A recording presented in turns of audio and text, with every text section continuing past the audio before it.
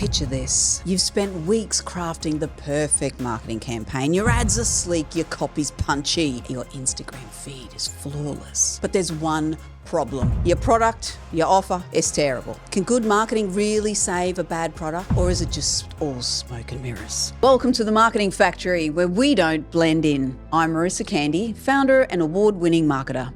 And for over 2 decades, I've helped businesses think differently about their marketing and achieve powerful results. In this podcast, I'll share proven strategies so that you can create profitable marketing campaigns that drive real impact for your business. Ready to turn clarity into action? Let's get started. Today, we're diving into whether marketing can truly rescue a terrible offer. Spoiler alert, sometimes it can, but sometimes it cannot.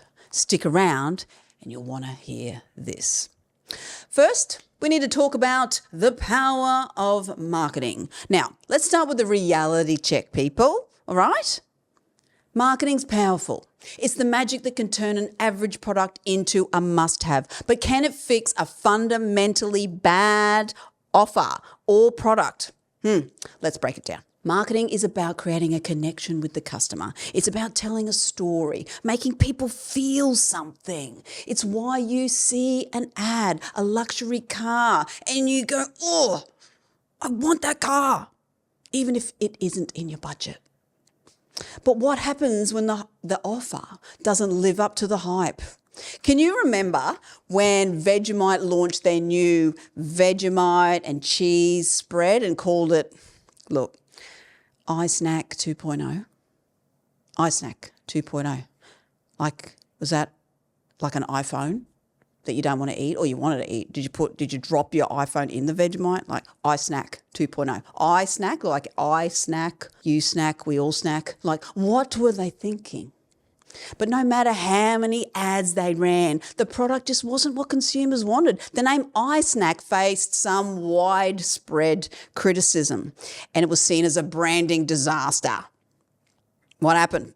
Kraft Foods responded, and they said, hey, we know how to fix this. We'll put it to a public vote, and then they'll choose a new name for the product, and everything will be resolved. This product will be saved. Hip, hip, hurrah, Vegemite Cheesy Bite.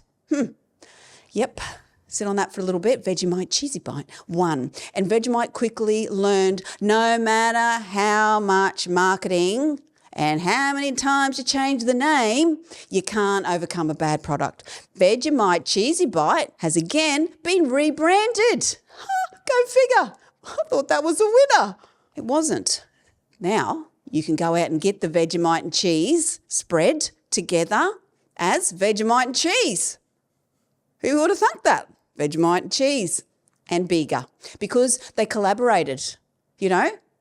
I don't know where they didn't get the hint that people like Vegemite and they like cheese, just maybe not together in the same jar. It ends up there in your stomach, but that's about it. The moral of the story is good marketing can't fix everything.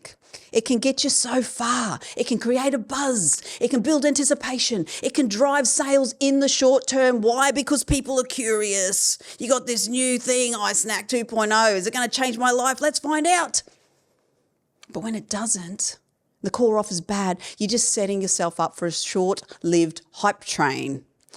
All right? Now, I brought you down. Let's bring you back up. When marketing does save the day, hurrah!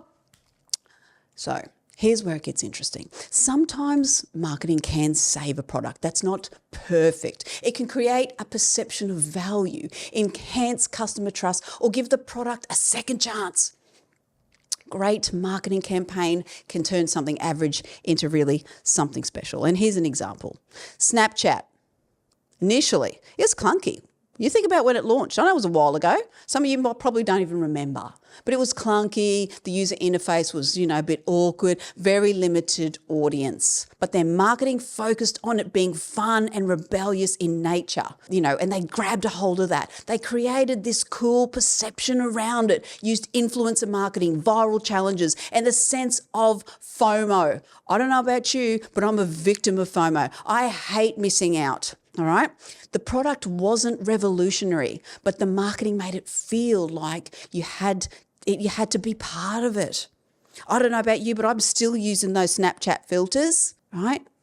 I still go there. It's my go-to. Have a bit of fun with my kids, with my friends. It's fun. And it's still being used amongst all these other big grand social media platforms that are out there, right? Still being used. It found its place. Just quickly, if you're a business owner struggling to see results from your marketing, or you're overwhelmed by the thought of marketing your business, we can help. Book in a call with my team using the link in the show notes, and let's get your brand thriving without the struggle. Now, back to the episode. Here's another example. GoPro. Who bought one? Their camera, when they launched, it wasn't the best on the market.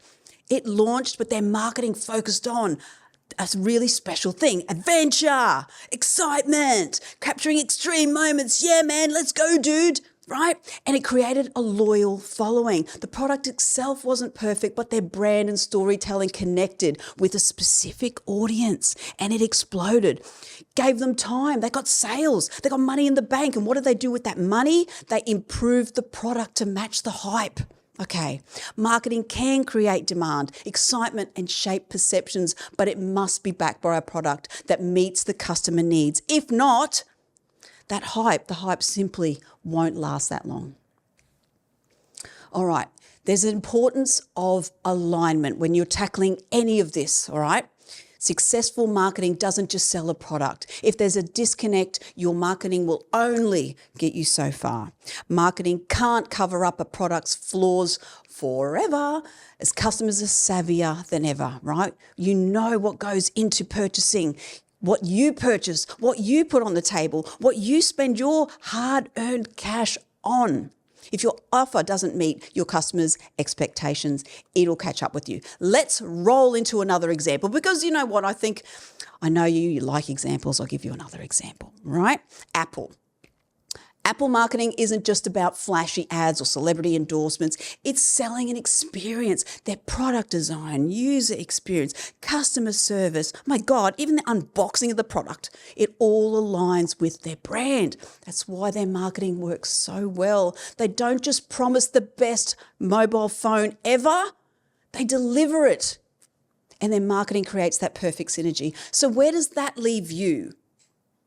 If you've got a product that's not perfect, okay, don't panic. Be strategic. Focus on your points of difference, your unique selling points, right? Manage expectations. Don't go out there and claim that your product or service is something that it's not. Don't feel like that's where you need to compete. You need to stick to what you're good at.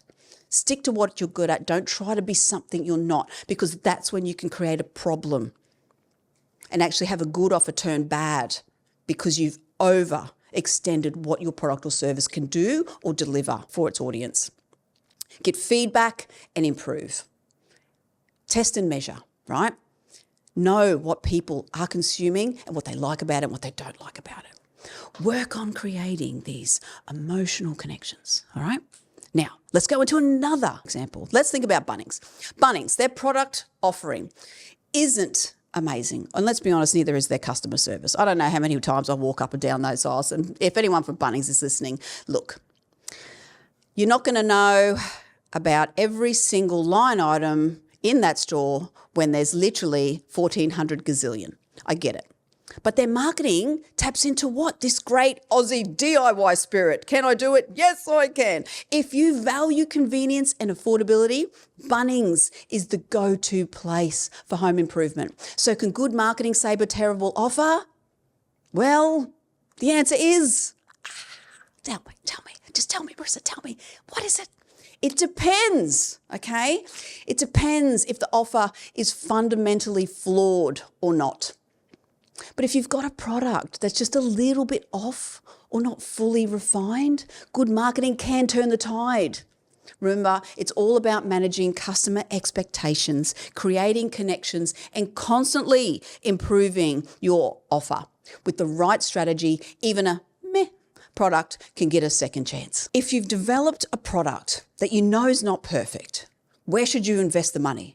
More marketing or more product development? Great question. Really, you've got to validate your product or your offering first. So spending more money on marketing to sell a product that you haven't validated, that's probably where you need to start.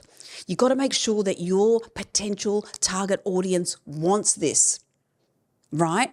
And do some more research. I would start with do some more research to maybe make it as best as you can. And they always say, progress over perfection. Get that thing to market. Get it out there, because if you have already tested it, you've already made sure there's a place for it. And the number one thing every product or offer needs to do is solve a problem. If you've done all of that, you know it solves a problem, you know it has a place, then go and spend more money on marketing to drive more sales and go from there. Thanks for tuning into the Marketing Factory. If today's episode helped bring clarity to your marketing strategy, please leave a 5-star review on Apple Podcast or Spotify. And don't forget to subscribe on your favorite platform. Stay connected with us on the socials at The Marketing Factory or at The Marketing Factory AUS, and let's keep turning clarity into action.